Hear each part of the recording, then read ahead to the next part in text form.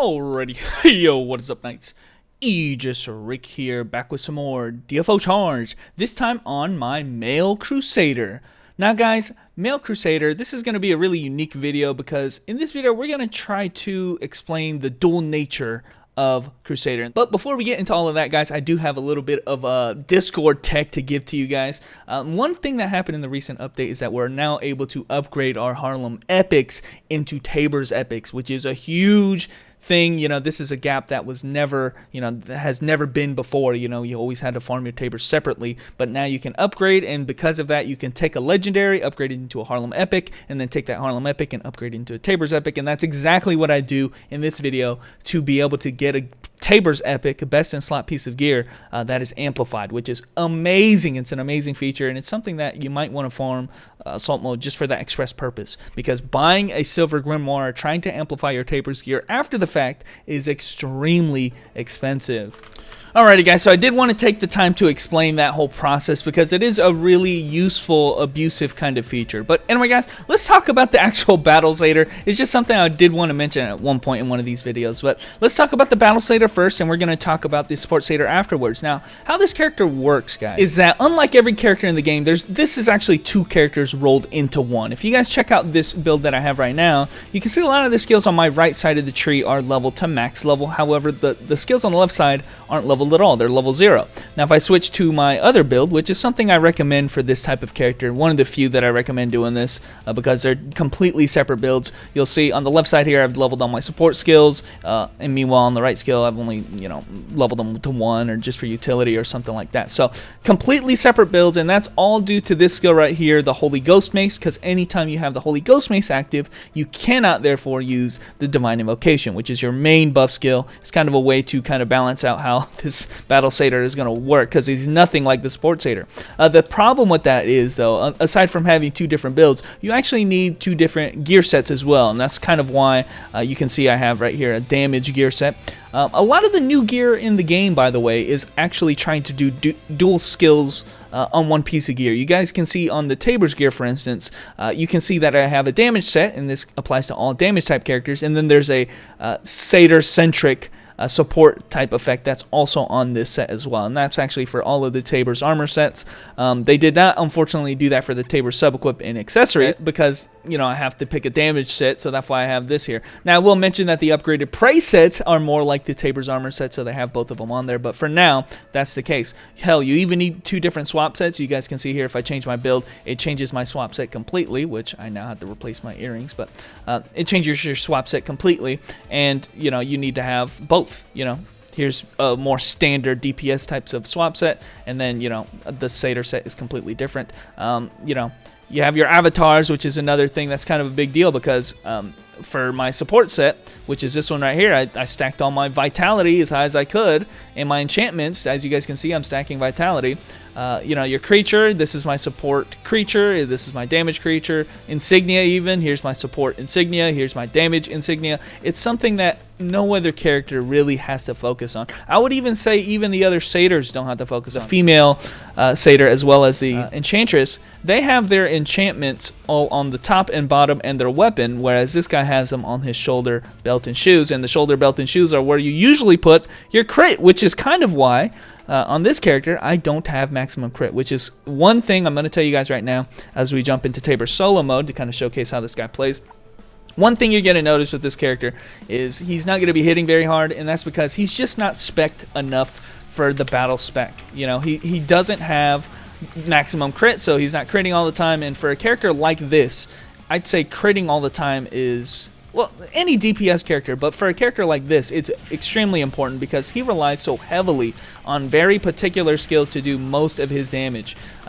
Those being his first and second awakening and big one-hitter quitter type skills. I would classify this guy as one of those characters who just has these big hitter type skills, and if you're not doing the damage you're supposed to be doing, all of a sudden those skills just are not as effective, obviously. So see, it takes a long time right here. I did manage to hit most of the hits of that, so that's good. I should be able to kill with this, although he's iframing like crazy.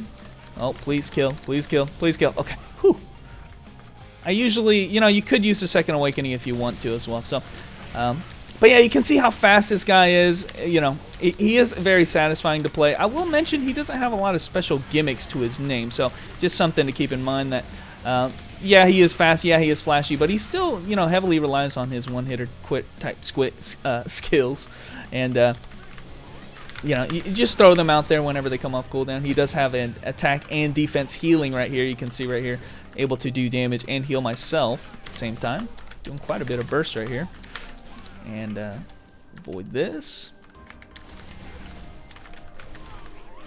And luckily avoided the attack where he summons the squad. And there you go. Already at the boss fight now.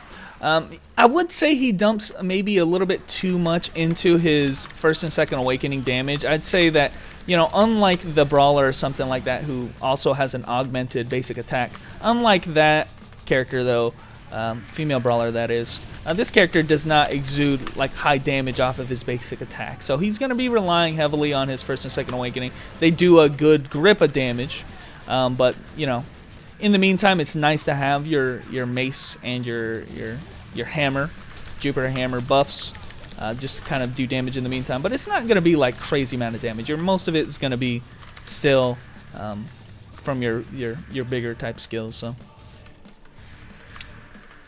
And my first awakening should be back, but I'm probably going to have to wait a whole gimmick on that. Let's go ahead and use one of these, and all my skills are back. So I would say the cooldown's not terrible. Maybe you should have used that at the end. Okay. One thing with the Battle Satyr you got to keep in mind is that Crashing Cross. Crashing Cross is useful on the support and Battle Satyr specs, don't get me wrong, but especially for the Battle spec, you need to use it for your self buff because it actually gives you like 15% damage or something. Actually, a huge amount of skill damage. So I don't know how much exactly, 35 or something like that. So just keep that in mind. Oh shit, you did not want to get hit with that.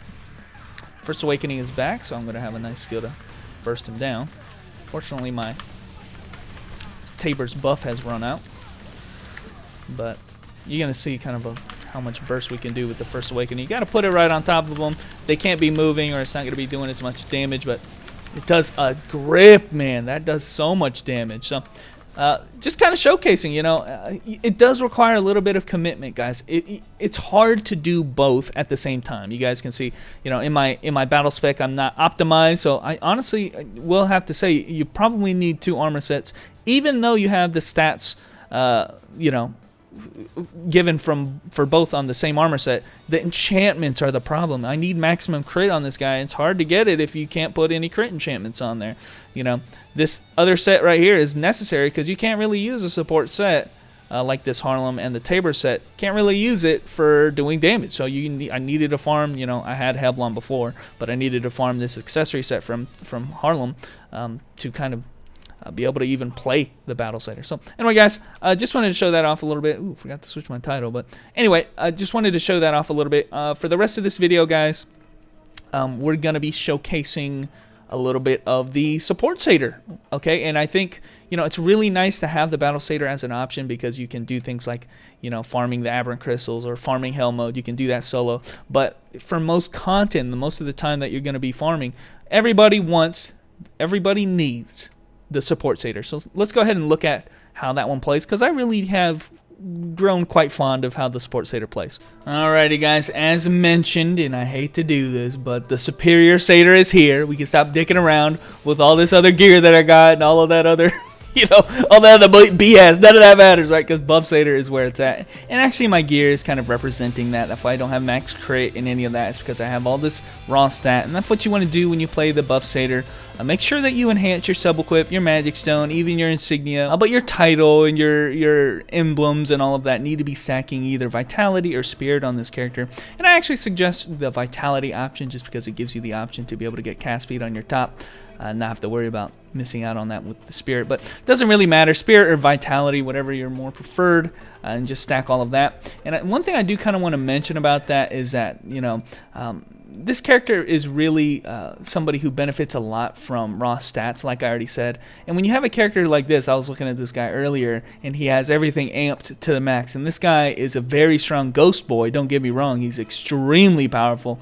You'll see him in Prey Raid carrying the whole raid. But the thing about it is, when you compare him to putting that same kind of effort on a SADER, it's night and day. That benefit that he's going to have to the entire party is out of this world. It is going to be, your buffs are going to be crazy. So I'm not saying that that guy's not powerful. It obviously goes without saying that if everybody in the party is amped to that level, you're going to be very powerful. But I'm saying for a SADER, it's well worth it, for a lot more worth it, to try to build your raw stats up like that, because the buff power is going to be crazy, like I keep saying. So let me talk a little bit about the buff SADER, because there's a lot of things going on with buff SADER. And it's kind of why I like him to some extent. I still think, you know, my first SADER that I actually cared about at all was my female SADER. The buff SADER for the male SADER was kind of an afterthought for me, because I didn't ever want to have to play it, but it's just a lot more viable to gear up a buff SADER than it is a battle SADER. Anyway, something about this character, there's a lot of nuances to how this character plays, because a lot of what he does is a lot of, I don't know how to call it. I call it like Naruto hand symbols. You know, he's casting a lot of skills. What are they doing? What's the purpose of casting all these skills that I'm casting right now? Not for damage. You know, I'm casting some damage skills right now, but a lot of times you're just going to be seeing him casting some random buffs for assumedly no reason. You would be like, oh, what's the point of him casting skills? The main thing is, you can see in the bottom left, actually, he has the 24x, and really what that is, that's his second awakening, the stacks of his second awakening. And what each stack gives you is up to a maximum 24. It gives you raw stats. So it's something that if you can stack up to 24, this is the ideal situation you want to be in, because you're going to have the highest amount of raw stats, and it's a significant amount of raw stats that comes straight from your second awakening. So if you can maintain that for as long as you can here, and he actually died right there, so good thing I put the resurrection on him. If you can maintain that stacks for the entire dungeon, at least up until you need to use your awakening, it actually buffs up your first awakening. So a lot of the times what you're going to be seeing is a lot of people using the flash sphere to try to maintain that buff up until they can use that first awakening. Now, it does have infinite duration, but the problem is you have to maintain it. You can see I ran out of it right there. You have to maintain it the entire time. So, and you have to do that, you have to essentially get 3 stacks of your flash sphere active on all 3 other members aside from yourself, and you just keep that active the whole time, and that's how you can keep that buff going for infinite duration. But it's hard to do that because, you know, you just have to, like I said, flail your arms around until you can just keep casting these buff skills, keep casting the flash sphere on your guys, keep casting resurrection buffs, because unlike the Enchantress and the female SADER, his resurrection comes from a buff which has a really long cooldown and only works on one guy at a time, which luckily I gave it to the guy who needed it because he died. But you know, that also provides a speed buff, and you know, I'm kind of giving you all this information in shotgun fashion because I'm trying to tell you this guy is actually more complicated than you think. Okay, all those things I mentioned, I gave myself the resurrection buff. That right there is a resurrection buff. You know, he has to cast his hammer down, and this hammer actually provides a debuff, so this is yet another buff that you want to maintain. Casting any skills also builds up those stacks that I was talking about, so now I'm at the maximum of 24. That's when I want to actually use my DI. Casting another cast of Flash Sphere, looking at the cooldown for when my Fountain of Life comes back up so I can give it to another person, you know, casting these buffs again to refresh. I'm telling you guys, the buff SADER is complicated. He has a lot of things going on, and a lot of things he has to worry about. And maybe it's not as necessary to kind of talk about it to that extent, but I am saying, you know, it does get pretty intense. Oh shit, okay, almost got me killed. I'm surprised we did not kill this guy, but because we were not able to kill that guy, it wasted a lot more time, and now my buffs are out of rotation. Now my second awakening is probably going to run out of duration because I wasn't paying attention to my flash sphere. So you know, you have to pay attention when you're playing male SADER. Don't think that this is a set and forget type of character. Like, I would actually mention that the other SADERs are like that. The other SADERs are set and forget type of characters who have amplification buffs. This is the type of SADER who gets a lot of his mileage out of, you know, how well he can maintain his buffs. If he can maintain the second awakening, if he can maintain high stacks on all of his skills, then his SADERing ability will be a lot better. So keep that in mind, that this guy is only as good as he can maintain. So it's a lot of, like I keep saying, hand flailing and all of that to try to maintain. Also got to maintain a debuff on the enemy by hitting him with your basic attack of the hammer, so that's why you see me doing that very often. He even has a little bit of buff that he can give you with the crashing cross. Its range is awful, but you can use the crashing cross to give a little bit of a weapon attack buff or P attack buff, raw stat buff, tiny bit of it to enemies or to your party members who are close by. So I think I've mentioned all of the buffing nuances of this character. Obviously, you have a defense buff. Obviously, you have healing you got to do. Let's try to maintain our second awakening this time, though. Let's use this, use this, use this, use the buff, put the hammer down, pick it up. Okay, use the defense buff. There is the was able to get the crashing cross buff on everybody, so everybody gets a weapon attack buff. Have to try to get 24 stacks, recast the DI, and now we're good to go. Now I just have to maintain my flash sphere, making sure I put it on everybody but myself. There's a flash sphere right there, but I got canceled. So now we're probably not going to have infinite duration anymore on our second awakening. So you got owned. Indomitable Spirit might be pretty good. This is also why I like having fast cast speed, is because all of this casting that you're doing is really going to take its toll if you have slower cast speed. So it's nicer to have these buffs active, or to be able to get your skills off faster. This time we're going to actually try to hit the flash sphere, and we're already getting close to running out of duration. How the infinite duration works on your 2A is that as long as you have 3 people that have the flash sphere, you actually gain time on your second awakening, and there it runs out. You actually gain time on your second awakening, and if you only have 2, you actually will begin to start losing it a little more slowly, I should say. Keep dropping that, get a heal off. Gotta remember to heal as a Satyr, because none of the buffs or any of that matter if your guys die. So make sure to heal. Did not keep my second awakening, but I'm gonna drop this anyway. Get that crashing cross back on there, and let's just hit some debuffs. So yeah, that's how the male Satyr goes. I'm not gonna, I don't want to hear it from people who try to say like the other Satyrs are harder to play or whatever. This guy is a lot of fiddling around to be able to get his buffs off, but trust me, it makes a character like this a little bit more fun to play as a buff character, because it keeps you busy. At the end of the day, it just keeps you busy. You're constantly worrying about maintaining your buffs. You're constantly worrying about healing guys, and you really don't want to lose out on those buffs just by